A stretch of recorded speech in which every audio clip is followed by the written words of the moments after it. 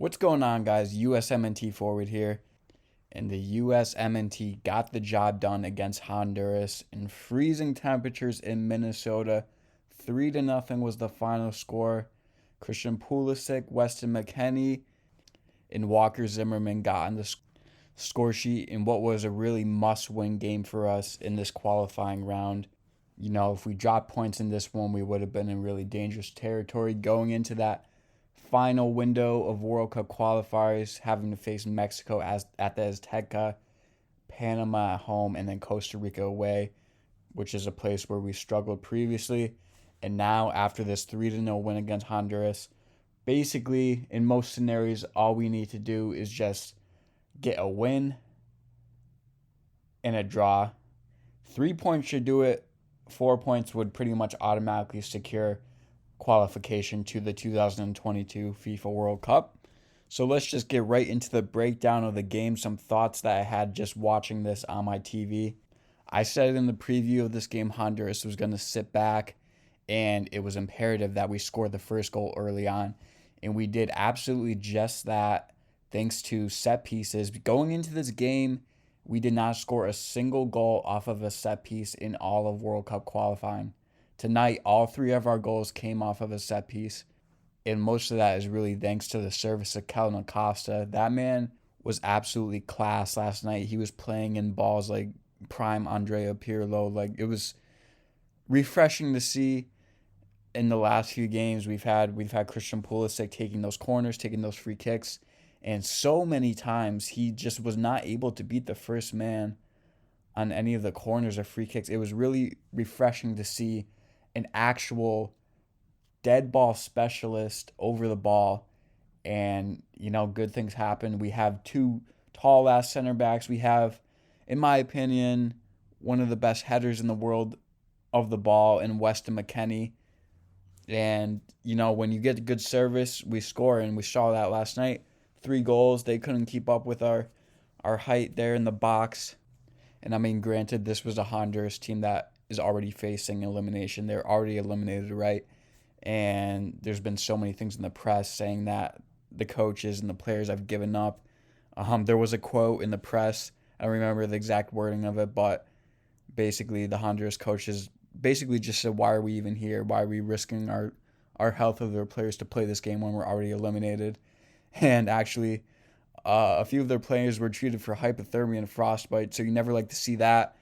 Saw some footage of, Reggie Cannon's ears were something crazy going on there, some sort of frostbite, didn't look good.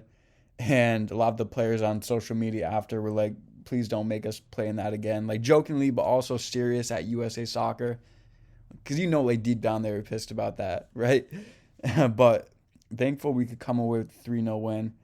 And in terms of what I saw on the field tactically in this game, I think that we finally figured out that it's best if we keep our wingers wide, right? In previous games, we had Christian Pulisic starting. He was cutting inside, doing some weird thing. Part of that was by design from Greg. Part of it was on his own. But we started Jordan Morrison and Tim Weah on the wings. And I really thought Jordan Morris, he had a good game. He got himself in smart positions, He did the simple things right. He didn't try to overcomplicate it. And, we had chances on the wide like we haven't seen before in the previous games when we started different wingers. So that was a big improvement compared to the Canada loss. We started Ricardo Pepi. He's in a bit of a slump, You could really tell out there that he wanted so badly to get a goal, When he got the ball at feet, he just turned and fired. There was a couple of times where he could have played a pass and it probably would have been a goal, but, he was really itching to find the back of the net and regain his form. Unfortunately, he didn't, but I still overall liked what I saw from him, I don't think either Giazzi Zardes or Jesus Ferreira would have done any better starting in this game. And, we're not a team that relies heavily on our striker, Most of our goals in this cycle have came from our central midfielders or our outside backs. So that will be a problem that we'll have to address going forward. And it may not also be a problem. There's teams, you look at Chelsea in the Premier League, they basically run their whole attack off their wing backs. So, it's possible to be successful without a striker scoring goals, but in the long run, I think it's just going to hurt us. So eventually we need to figure that out, get somebody who can just bang in goals, like it's their job. Another thing I would like to mention is shout out to Luca De La Torre, who started last night. He, for me, was the man of the match. He just so silky and smooth when he's dribbling.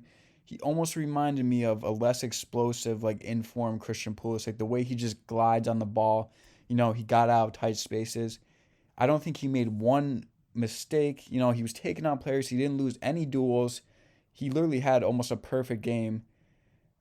Didn't misplace a single pass that I remember. And just such an attack-minded midfielder that we need to be including in future camps. I mean, that's a great option, if not starting off the bench to have. He just looked a different class in my opinion. He was crafty. He was just so smooth. And, man of the match performance for me in my opinion. Between him, McKennie, or Calvin Acosta, those were my men of the match. Both sides of the ball. Calvin Acosta was great, I thought. He played some dimes for passes, and he did well playing in that 6 backup position with Tyler Adams out. I thought he did great, and his dead ball delivery is absolutely out of this world. It was absolutely amazing performance from him. So going into this last window, if we win the game against Panama and Orlando, it would become mathematically impossible for them to catch us in the qualifying. So that is the game we have to mark off on our calendars. It would be great, and we still probably will, beat Mexico at the Azteca, and that would be a huge blow to them and pretty much wrap it up for us. But the big match here is Orlando, Panama. It's almost deja vu of the last cycle. I know they said that in the commentary team. Remember, we went there to Orlando. We beat Panama 4-0. But then the game after that, right, we went to Trinidad and we lost, and that was when we didn't qualify for the World Cup. So to avoid a repeat of that, I say we take care of business at the Azteca, embarrass them 4 straight wins in a row. Imagine. So, yeah, but really, that game against Panama is so crucial next round. So hopefully all our guys are ready to go. Gio Reyna's healthy. Everybody's up for the challenge so we can qualify for the World Cup in style.